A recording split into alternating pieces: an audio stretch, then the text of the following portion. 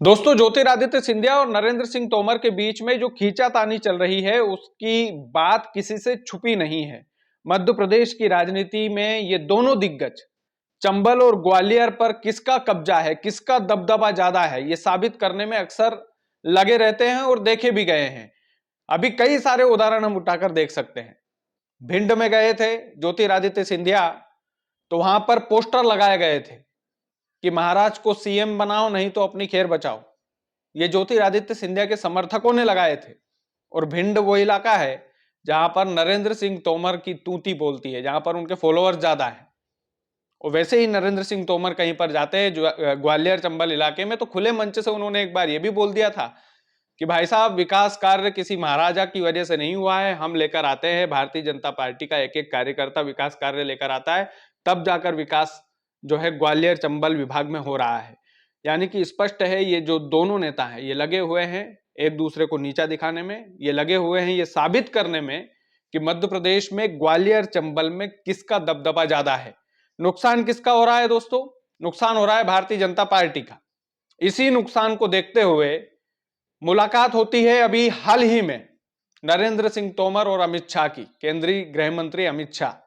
इन दोनों की मुलाकात के बाद बाजार गर्म होता है, सियासत का बाजार गर्म होता है। तमाम सारे पत्रकार अपने अपने रिव्यू देने लगते हैं, पॉलिटिकल पंडित अपने हिसाब से बातें बोलने लगते हैं कि भाई साहब, ये जो मुलाकात हुई है ये इसी बात को लेकर हुई है कि ग्वालियर चंबल में सब कुछ ठीक नहीं चल रहा है।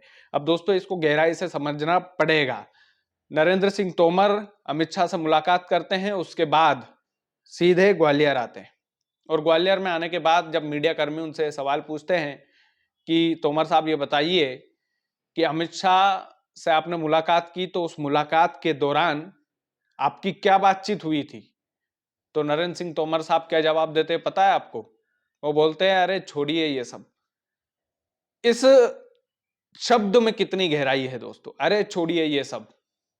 यानी कि सीधे तौर पर उसके बाद और ज्यादा बाजार गर्म हो जाता है कि अमित शाह और इन दोनों के बीच की क्या बात हुई है इसका तो नहीं पता, लेकिन यह जरूर हो सकता है कि ज्योतिरादित्य सिंधिया और नरेंद्र सिंह तोमर के बीच में जो बन नहीं रही है, खास करके ग्वालियर चंबल इलाके में जो रसाकसी का माहौल है, जो एक दूसरे की खींचातानी ये नेता कर रहे हैं, उस खींचातानी में भारतीय जनता पार्टी की साख तो घट रही है।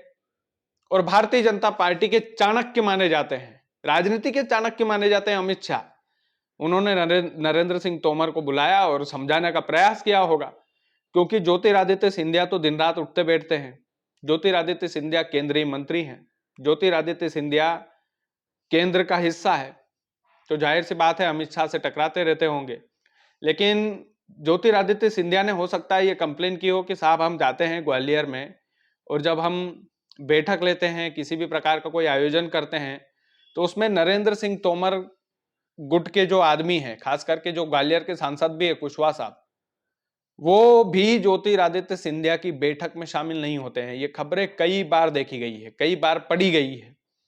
तो ये जो मध्य प्रदेश की राजनीति में ये जो खींचातानी का माहौल है, खास करके ग्वालियर चंबल इलाके में, इस खींचातानी के माहौल में कांग्रेस फायदा उठा सकती है और कांग्रेस को फायदा उठाना चाहिए, क्योंकि ज्योतिरादित्य सिंधिया और नरेंद्र सिंह तोमर, इन दोनों की लड़ाई का मजा अगर कांग्रेस के नेताओं ने ले लिया, अगर इस फूट को सही में कन्वर्ट कर दिया, अगर इस खींचातानी में सही में दरार डाल दी, तो आने वाले चुनाव में कांग्रेस को भारी भरकम फायदा होगा बॉस।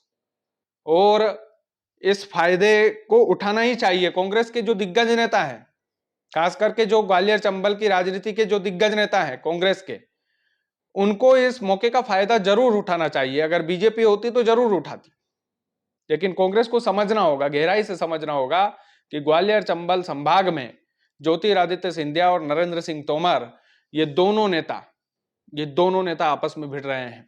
हो सकता है कि नरेंद्र सिंह तोमर साहब की यह बात हुई हो कि ज्योतिरादित्य सिंधिया को कैसे साइडलाइन किया जाए, ग्वालियर चंबल की राजनीति से कैसे उनको दूर रखा जाए। और भारतीय जनता पार्टी ने यह कर भी दिया। कैसे कर दिया?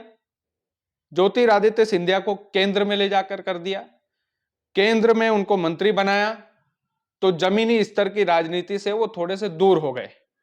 और ग्वालियर चंबल की राजनीति से ज्योतिरादित्य सिंधिया की ये जो दूरी है, ये भारतीय जनता पार्टी के द्वारा हो सकता है कि प्रायोजित दूरी बनाई गई हो, जानबूझकर दूरी बनाई गई हो कि कल से अगर सिंधिया साहब पाला पलटे तो उनके पास एक बैकअप हो, और वो बैकअप नरेंद्र सिंह तोमर के रूप में हो सकता है।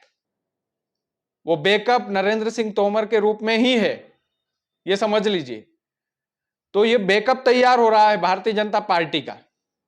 अब जो राजनीति को समझते हैं जो लोग, वो बात अच्छे से समझेंगे कि नरेंद्र सिंह तोमर और ज्योतिरादित्य सिंधिया के बीच की ये जो खींचातानी है दोस्तों, इस खींचातानी में भारतीय जनता पार्टी अच्छे से समझ रही है कि ये जो खींचातानी अगर ज्यादा बढ़ी तो ज्योतिरादित्य सिंधिया पाला भी बदल सकते हैं।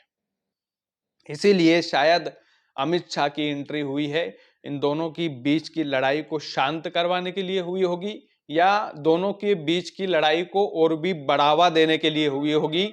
और भी अमित शाह ने शायद वो पॉइंट बताए होंगे नरेंद्र सिंह तोमर साहब को कि आप इस तरीके की राजनीति कीजिए ताकि सिंधिया का हम पत्ता साफ कर सके। हो सकता है, ये भी हो सकता है। राजनीति में भैया सब कुछ हो सकता है। ज्योतिरादित्य सिंधिया कांग्रेस से भाजपा में जाकर पाला बदलकर जनता की जो सरकार थी उसको गिरा सकते हैं, तो फिर राजनीति में कुछ भी हो सकता है। संभावना सब कुछ होने की है। और दोस्तों सबसे बड़ी बात क्या है? सबसे बड़ी बात यह है कि चंबल की राजनीति, ग्वालियर चंबल विभाग की जो राजनीति है, उस ग्वालियर चंबल संभाग की राजनीति में ये जो दोनों सक्रिय नेता हैं, इन दोनों सक्रिय नेताओं के दो गुट बन गए हैं। खुद सांसद वहां के नरेंद्र सिंह तोमर के खेमे में है, और ये स्पष्ट तौर पर दिखाई देता है। नरेंद्र सिंह तोमर का यह कहना भरे मंच से कि भैया किसी महाराजा ने यहां पर काम नहीं किया, यहाँ पर छोटे छोटे कार्यकर्ता काम करते हैं, हम जैसे लोग काम करते हैं, इस वजह से यहाँ का विकास हो पा रहा है। ये नीचा दिखाना नहीं है तो क्या है? भिंड में खुलेआम ये पोस्टर लगना कि महाराज को सीएम बनाओ नहीं तो अपनी खैर बचाओ, ये खुलेआम विरोध नहीं है तो और क्या है?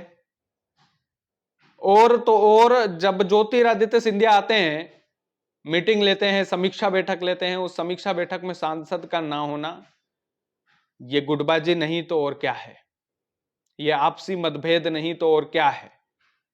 वाकई में आपसी मतभेद चल रहे हैं, कोई माने या ना माने, लेकिन स्पष्ट तौर पर दिखाई दे रहा है।